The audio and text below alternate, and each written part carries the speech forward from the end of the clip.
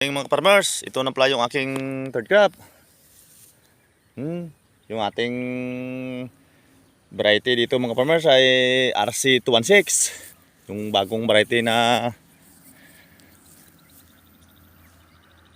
malambot yung kanin. Saka ready na po yung ating abono mga farmers.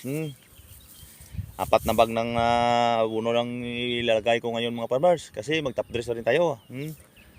Triple at saka 16 at urea mga farmers. Yung inihalo ko na abono ko.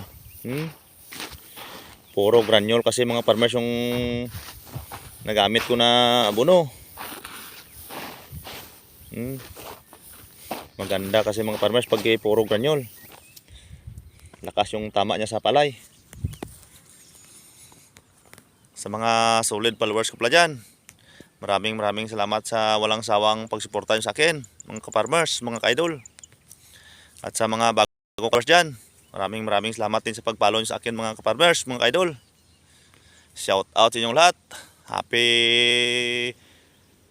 Tuesday, Thursday.